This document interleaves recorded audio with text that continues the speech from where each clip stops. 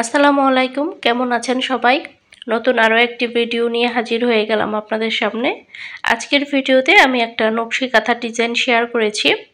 তো কিভাবে নকশি কাঁথাটা আমি প্রথম থেকে শেষ পর্যন্ত আর্ট করেছি সেটা সাথে থাকলে আপনারা বুঝতে পারবেন এবং আপনারাও আর্ট করতে পারবেন। তো নকশি কাঁথার জন্য এখানে আমি টুইল কটন কাপড় নিয়েছি। আপনারা চাইলে কিন্তু এই টুইল কটন কাপড় দিয়ে নকশি কাঁথা সেলাই করতে পারবেন বা বিছানার চাদর, হ্যান্ড পেইন্ট, ব্লক পেইন্ট বা হাতের কাজ করতে পারবেন। টুইল কটন কাপড়গুলো কিন্তু খুবই ভালো মানের কাপড়, এগুলো থেকে কোনো রকম রং উঠবে না এবং মাঝখানে কোনো রকমের জোড়া পড়বে না। অনেক আপুরাই জানতে চান, একদম কমন একটা প্রশ্ন, মাঝখানে জোড়া পড়বে কিনা, আমি কি অর্ডার করে ঠকে যাব কিনা। আপুরা, আপনারা এখন যে বিছানার চাদরটা দেখতে পাচ্ছেন এটা কিন্তু কোনো রকম কাজ করা নাই, দেখতেই পাচ্ছেন এখানে কিন্তু কোনো রকম জোড়া নাই, মাঝখানে কোনো রকম জোড়া পড়বে না। আমরা মুখে একটা বলবো আর প্রোডাক্ট আরেকটা দেব, এই কাজ আমরা করি না।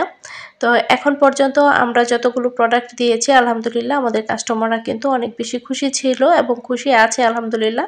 এক একজন কাস্টমার আমাদের কাছ থেকে 4বার 5বার করে প্রোডাক্ট নিচ্ছে। যদি আমাদের প্রোডাক্টগুলো ওনাদের কাছে ভালো না লাগতো তাহলে কিন্তু ওনারা আবার আমাদের কাছ থেকে পরবর্তীতে প্রোডাক্টগুলো নিত না। দেখা যায় আপুরা নেওয়ার পরে ওনাদের আশেপাশে পরিচিত বন্ধুবান্ধব, তারপরে ওনাদের যা নেয় আমাকে, আপুরা আবার বলে যে আমার জায়ের জন্য নিব বা আমার কাজিনের জন্য নিব, এরকম প্রতিদিনই আলহামদুলিল্লাহ আমরা রিপিট কাস্টমারগুলো পাচ্ছি।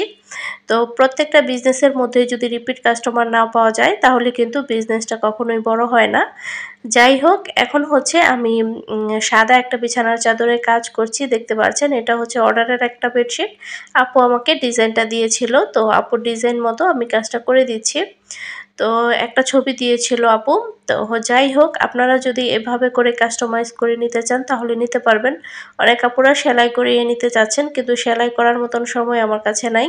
আপনারা চাইলে এরকম আর্ট করিয়ে নিতে পারবেন, নিয়ে আপনারা নিজেরা সেলাই করে নিতে পারবেন।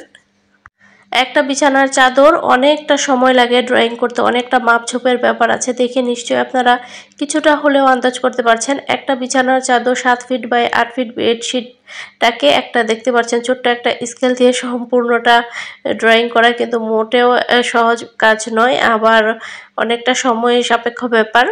তো অনেকটা ধৈর্য নিয়েই কিন্তু কাজগুলো আমাদেরকে করতে হয়। যেহেতু বিজনেস শুরু করেছি, আমার কথা আমার লাভ কম হোক, আমি চেষ্টা করি 100% ভালো প্রোডাক্ট দেওয়ার জন্য। আর এখানে আপনারা দেখতেই পাচ্ছেন, প্রথমে আমি যেটা আমার কাছে মনে হয় একটু কঠিন হবে বা ঠিক হবে না, সেখানে কিন্তু আমি আবার পেন্সিল দিয়ে ড্র করে নিচ্ছি। এতে করে কাজটা অনেকটা সুন্দর হয়, মানে নিখুঁত হয়। নিখুঁতভাবে কাজ করতে হলে আপনাকে একটু সময় তো দিতেই হবে, একটু সময় দিয়েই ধৈর্য ধরে কাজ করতে হবে। আর এই জিনিসগুলো কাস্টমারের অনেক শখের জিনিস, সেজন্য আমি সব সময় চেষ্টা করি নিখুঁতভাবে কাজগুলো করে দেওয়ার জন্য। তো বিছানার চাদরের সাথে বালিশের কভারের কিন্তু কোনো ডিজাইন ছিল না, তো আমি জাস্ট আমার মতো করে আমি ডিজাইনটা করেছি বালিশের কভারে বিছানার চাদরের সাথে মিল রেখে। আর এভাবে করার পরে বালিশের কভারগুলো দেখতে খুবই সুন্দর লাগছিল।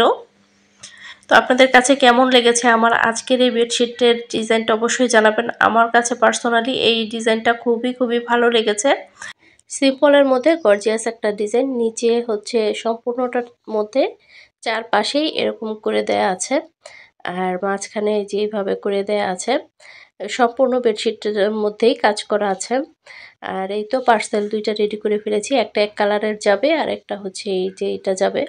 তো এই দুইটা পার্সেল আজকে ডেলিভারি করে দিব।